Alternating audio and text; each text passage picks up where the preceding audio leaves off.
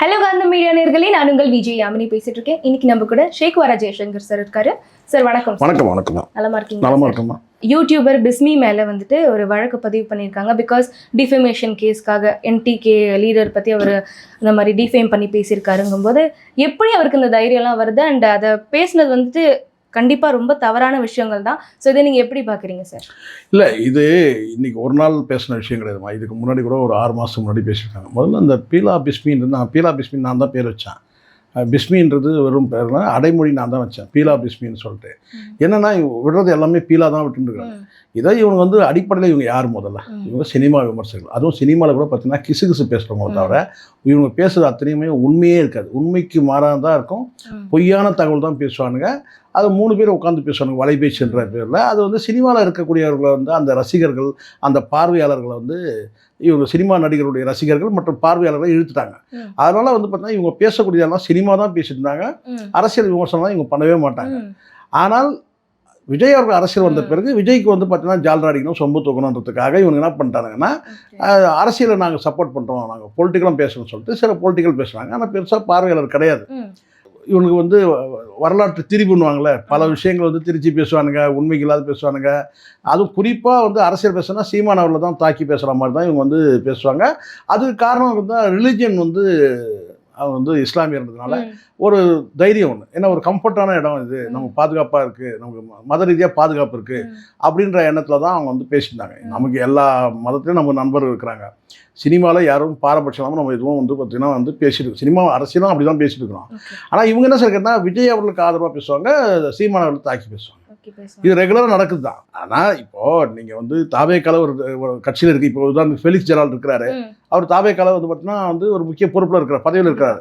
அவர் ஆதரித்து பேசி எதிர்த்து பேசினா பிரச்சனை கிடையாது. ஆனால் நீங்கள் வந்து அரசியல் கட்சியில் இல்லை, தாவேக்கால நீங்கள் அரசியல் கட்சியில் நீங்கள் இல்லை, ஆனால் ஆதரவாக இருக்கிறீங்க.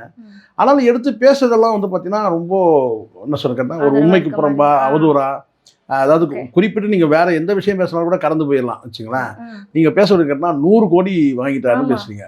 அக்யூரேட்டா 100 கோடின்றது திட்டம். அதாவது கேட்டால் உங்களுக்கு சந்தேகத்தின் அடிப்படையில் கூட சொல்ல 100 கோடி வாங்கிட்டு இவர் வந்து இப்படி செயல்படுறா, நீங்கள் ஆதாரம் போடணும்ல. அப்போ அது ஆதாரம் போடணும்னா உங்களுக்கு அது ஆப்பு தான் அடுத்தது. இப்போ என்னென்னா நீங்கள் இந்நேரம்லாம் நீங்கள் இந்நேரம் உங்கள் மீது வந்து வழக்கு வந்து பதிவு செய்யப்பட்டிருக்கு கேட்டால் எப்படிங்க என் மேலே வழக்கு பதிவு செய்யலாம்? என்கிட்ட ஆதாரம் இருக்குங்க. பாருங்க 100 கோடி வாங்கினாரு. நீங்கள் ஊடகத்தை பயணிக்கிற நீங்கள் வந்து இன்னொரு ஊடகத்தெல்லாம் நீங்கள் சாட்சியெல்லாம் கூட்ட முடியாது. அவங்க பேசுனாங்க, இவங்க பேசுனாங்க, அவங்க பேசுனாங்க, அவங்க போயிட்டாங்க. நீங்கள் பேசுறதை வச்சு 100 பேர் பேசிட்டு இருக்கிறாங்க இல்லையா? அப்போது ஒரு அரசியல் கட்சி தலைவர்ன்றதை தாண்டி நீங்கள் வந்து ஒரு அரசியல் கட்சியும் நீங்கள் சேர்த்து நீங்கள் படுகொலியை தள்ள பார்க்குறீங்க. அப்போ அது வெகுண்டு எழுந்து ஒரு வழக்கு போட தான் செய்வாங்க. இவர் பார்த்தீங்கன்னா ஆக்சுவலி நீங்கள் சொல்கிற மாதிரி சார், அவர் ஒரு ஃபிலிம் கிரிட்டிக் தான். ஜென்ரலாக ஃபிலிம் பற்றின ரிவ்யூஸு எல்லாமே ஃபிலிம் கிரிட்டிக்லேயே கூட வந்து பார்த்தீங்கன்னா கிசுவாங்கல்ல, காசிப்ஸ். ஆமாம். அதாவது என்ன செய்யணும்னா இவங்கள போயிட்டு அந்த நடிகையோட இந்த நடிகர் இருந்தாங்க, அவர் 12 மணிக்கு அங்கே கதவு தட்டினாரு, 3 மணிக்கு வெடிகாலில் வந்து பார்த்தீங்கன்னா வந்து ரகசியமாக வந்து பைக் எடுத்து கிளம்பினாரு. இப்படி ரகசியங்களை வந்து பேச இதுக்கு காரணம் அவங்களே. இதில் என்ன நீங்கள் சொல்லிங்கன்னு நினச்சிட போகிறீங்க. இது நான் இட்டுக்கட்டி சொல்லலை, அவங்களே சொல்லியிருக்கிறாங்க. நாங்களும் வந்து கிசு எழுதுவோம் அப்படின்னு சொல்லிட்டு அவங்களே சொல்லியிருக்காங்க. நாங்களும் இல்லை கிசு எழுதுறதுக்கே தான் இவங்க பத்திரிகை இவங்க பண்ணுறதே இல்லை. இதே வந்து இப்போ தவிர்க்க முடியாமல் சொல்கிறேன். இந்த இடத்துல த்ரீஷாவுக்கு வீடு வாங்கி கொடுத்தாரு விஜய் சொன்னது யார் தெரியுமா? இந்த நபர்கள் தான் சொன்னாங்க. அதுக்கப்புறம் இவங்க என்ன செஞ்சாங்கன்னு கேட்டால் ஒரு 2 மாதம் கழித்து பூச்சமே இல்லாமல் விட்ரா பண்ணிட்டாங்க. என்னன்னு கேட்டால் அது த்ரீஷா இல்லை, வேற ஒரு நடிகைக்கு அப்படி சொல்லி மாற்றிட்டேன். வேற ஒரு நடிகை வந்து லோன் போட்டு வாங்கினாங்கன்னு சொல்லி அப்படியே மாற்றி விட்டாங்க. ஸோ எதுக்காக சொல்கிறேன்னா நிறைய விஷயங்கள் வந்து பார்த்திங்கன்னா இவங்க வந்து இருக்கிற விஷயத்தை இல்லாத மாதிரியும் இல்லாத விஷயத்தை இருக்கிற மாதிரியும் பேசுவாங்க. 2 இருக்குது. ஒரு விஷயம் பரவிட்டு இருக்குன்னா அதை மடைமாற்றம் செய்யறது அதெல்லாம் ஒன்றும் இல்லை. இவங்க தான் ஜட்ஜி மாதிரி வந்து சினிமாவே கரைச்சி குடிச்ச மாதிரி சினிமாவில் நடக்கிற அத்தனையும் இவங்களுக்கு தெரியுன்ற மாதிரி நிறைய விஷயங்கள் வந்து இது பேசியிருக்காங்க. பலரும் இதனால பாதிக்கப்பட்டிருக்காங்க. ஆமாம். இருந்தாலுமே ஒரு எவ்வளோ தைரியம் பாருங்க சார், ஒரு கட்சி தலைவரை பற்றி வந்துட்டு இவ்வளோ இழிவாக பேசுறது வந்து, அதுவும் அதை தாண்டி அவங்க ஒரு ஃபேக்டை செக் பண்ணிட்டாவது பேசியிருக்கலாம். நீங்க சொல்ற மாதிரி ஒரு காசு வாங்கிக்கலாம். முதல்ல வந்து பார்த்தீங்கன்னா இவங்களே வந்து பார்த்தீங்கன்னா 100 கோடி வாங்கிட்டாருன்னு சொல்லி பேசுறாங்கல்ல, இவங்க எப்படி பேசுறாங்க? இவங்களே வந்து பார்த்தீங்கன்னா காசு வாங்கிட்டு பேசுகிற நபர்கள் தான். அது எல்லாருக்கும் தெரியும். சினிமாவில் பல பேர்கிட்ட வந்து பார்த்திங்கன்னா வந்து ஒரு ப்ரொமோஷன்ற பேரில் வாங்குறது, சினிமா ப்ரொமோஷன்ற பேரில் நடிகர்களை வந்து பார்த்திங்கன்னா இப்படி சில விஷயங்கள் மறைமுகமான சில பலவீனங்கள் தெரிஞ்சு அதை வச்சு பிளாக்மெயில் பண்ணுறது. இவங்க பிளாக்மெயிலருக்கு தான், இதில் ஒன்றும் சந்தேகமே கிடையாது. கடந்த காலத்தில் நிறைய சினிமா வட்டாரத்தை இப்போ பாருங்கள், யாராவது வந்து பார்த்தீங்கன்னா ஒரு ஆதரவான ஒரு பதிவு காட்டுங்க, யாரும் ஆதரவிக்க, அப்போ வந்து முழுக்க முழுக்க இது வந்து சரியான நடவடிக்கை தான். இப்போ நயன்தாரா விக்னேஷ் பத்திலாம் வந்துட்டு ரொம்ப தப்பா பேசியிருந்திருக்காங்க. அது கூட நயன்தாரா தப்பாலாம் இல்லை, ஸ்ட்ரெயிட்டாக சொல்லுங்க. நயன்தாரா வந்து பார்த்தீங்கன்னா விக்னேஷ் சிவன் வந்து புஷ்பா புருஷன் பேசினாங்க. ஆமா அப்படிதான் பேசினாங்க. ஏன் தயங்கி கேட்குறீங்க? உள்ளபடியே பார்த்தீங்கன்னா அந்த அம்மா பாவம், யாராக இருந்தாலும் கேட்டேன், புஷ்பா புருஷன்னா என்னம்மா மீனிங்க நீங்கள் சொல்லுங்கள், அது மாதிரி பேசலாமா? நீங்கள் நடிகைகள் கூட நான் சொல்கிறேன், அட்ஜஸ்ட்மெண்ட்னு ஒரு விஷயம் இருக்குல்ல, அதை வந்து நம்ம பெருசாக பேச முடியாதுன்ற காரணம் கேட்டால் அவங்க சுச்சுவேஷன் அது. நீங்கள் தப்பு சரின்னு சொல்கிற இடத்துல நீங்களை வந்து அவங்களுக்கு வந்து ஹெல்ப் பண்ண போகிறீங்க, நீங்கள் சோறு போட போகிறீங்க, இல்லை நீங்கள் காப்பாற்ற போகிறீங்க, இல்லை அவங்க கஷ்டத்தில் இருக்கும்போது வீடு அடமான போச்சா நீங்கள் காப்பாற்ற போகிறீங்க, என்ன செய்ய போகிறீங்க? அதனால் இது சரி அது தப்புலாம் வந்து சொல்ல முடியாது. பொது பார்வையில் ஒழுங்கினம்னா அது ஒழுங்கினம் தான். அந்த ஒழுங்கினத்தை அவங்க வந்து செய்யக்கூடிய ஒரு சூழல் நெருக்கடி அவங்களுக்கு தான், அதை நீங்கள் என்ன செய்வீங்க? சொல்லுங்க. இதான் பேசுனது ரொம்ப தப்பு. இப்போ நான் சொல்லுங்க, நல்ல இதுதாங்க பாதைன்னு இந்த பாதைக்கு சொல்ல முடியும். நீங்க ஏன் அந்த பாதையில போகலன்னு சொல்ல முடியாது. இதுதான் சரியான பாதை, இது நல்ல பாதை, இந்த பாதையில வந்து நீங்க வந்து அடையாளம் காட்ட முடியும். ஆனா அந்த பாதையில அவங்க போகல, அவங்க வேற ஒரு குறுக்கு பாதையில போறாங்க. நீங்க அதை எப்படி தப்புன்னு சொல்வீங்க? அவங்க தேர்வு செய்யக்கூடிய பாதை அது. நம்ம அதில் என்ன ஒப்பீனியன் சொல்ல முடியும்? காட்ட தான் முடியும். இது பாருங்க, இது நல்ல பாதைங்க, இந்த பாதையில் போனால் உடம்பு நல்லா இருக்குங்க, ஆரோக்கியமாக இருக்கலாங்கன்னு சொல்ல முடியும். ஆனால் அவங்க சூஸ் பண்ணுறது வந்து பார்த்தீங்கன்னா அவங்களுக்கு சாதகமான வந்து ஒரு ஷார்ட்கட்டை அவங்க எதிர்பார்க்குறாங்க. நம்ம அது வந்து ஒப்பீனியனே சொல்ல முடியாது, அதுக்காக ஆதரிக்கவும் முடியாது. அட்ஜஸ்ட்மெண்ட் பண்ணுற விஷயம் நல்ல விஷயங்கன்னு சொல்லி ஆதரிக்க முடியுமா? ஆதரிக்க முடியாது. இங்கே எவ்வளோ விஷயங்கள் கண்ணுக்கு முன்னாடி நல்ல விஷயங்கள் வந்து கூட பார்த்திங்கன்னா நம்ம ஆதரிக்க முடியாத ஒரு சூழலை நம்ம இருக்கிறோம். நல்ல விஷயங்களே ஆதரிக்க முடியாத இருக்கிறோம், அப்புறம் ஒரு கெட்ட விஷயத்தை போய் நம்ம ஆதரிக்க முடியுமா? கண்டிப்பாக முடியாது சார். ஒரு டைமில் வந்துட்டு இவங்க டிஎம்கேக்கு தனுஷ்கெலாம் ஃபாரில் பேசிகிட்டு இருந்தாங்க. இப்போ விஜய் சார் அரசியல் வந்ததுக்கப்புறம் 2 பேருக்குமே அகேன்ஸ்டில் பேசிகிட்டு இருக்காங்க இவங்கலாம்.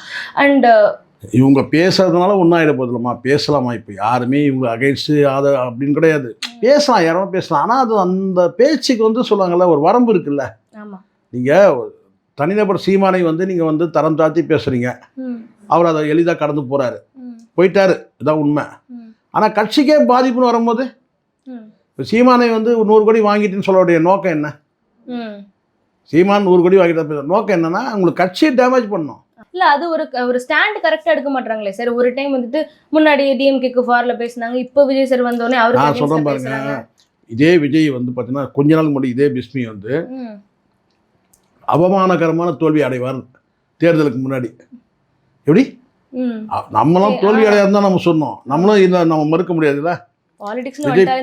தோல்வி அடைவார்னு சொல்லுவோம், ஆனால் அவமானகரமான தோல்வி அடைவார் சொன்ன அந்த பிஸ்மி தான் இப்போ வந்து ஆகா ஓகன்னு பேசுறதே நம்ம பார்க்குறோம்.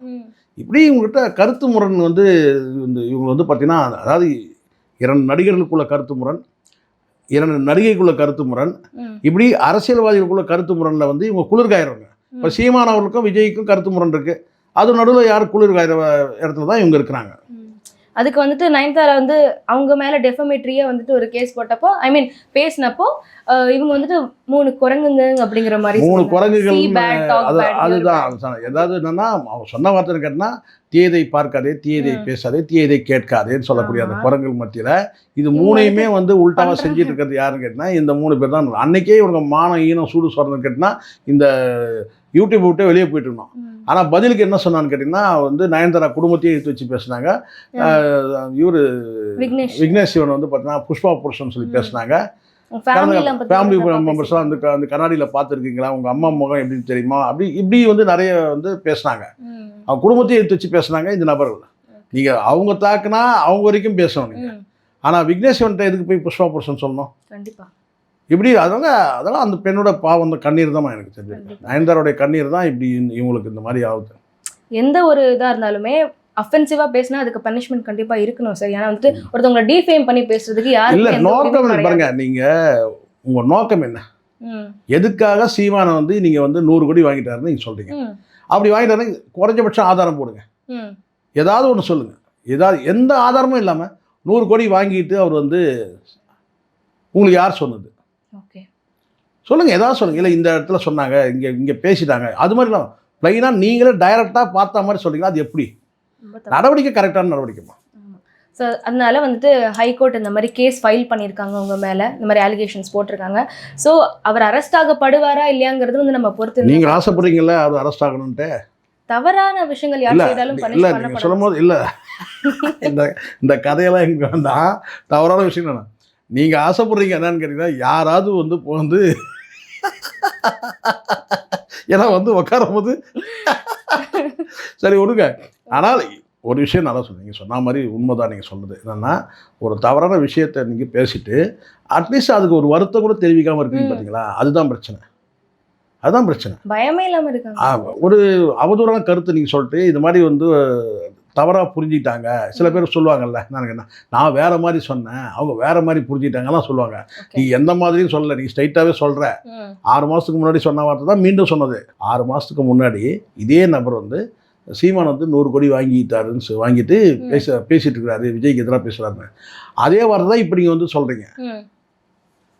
அப்போ அது தேர்தல் நேரத்தில் அவங்க வந்து கவனம் செலுத்தல, ஏதோ போயிட்டுருக்காங்கம்மா, எல்லாரும் சகட்டு மேனிக்கு எல்லாரும் தான் பேசுவாங்க அப்படின்னு சொல்லிட்டு. ஆனால் இப்போ பேச வேண்டிய கட்டாயம் என்ன? ஸோ அதனால சரியான நடவடிக்கை. அவங்க மேல அட்ராக்ஷன், அதாவது அவங்க மேல கொஞ்சம் கவனத்தை அட்டென்ஷன் கிடைக்கணும் தான். இப்போ அவங்களுக்கே அது இப்போ நிறைய கிடச்சிருக்குல்ல அட்டென்ஷன். இதுதான் அட்டென்ஷன். ஒரு 3 நாளாக வந்து ஃபுல்லாக பிஸ்மின்னு பேசியிருக்காங்க. போகிற இடத்துல பிஸ்மின்னு பேசுகிறாங்க. ஃபார் எவர் டாக் ஆயிரும். ஆமாம், அவர் எதிர்பார்த்தா தானே. சமுதாயம் சார்ந்த பல்வேறு விஷயங்களை பற்றி பகிர்ந்து கொண்டதுக்கு ரொம்ப நன்றி. நன்றிமா.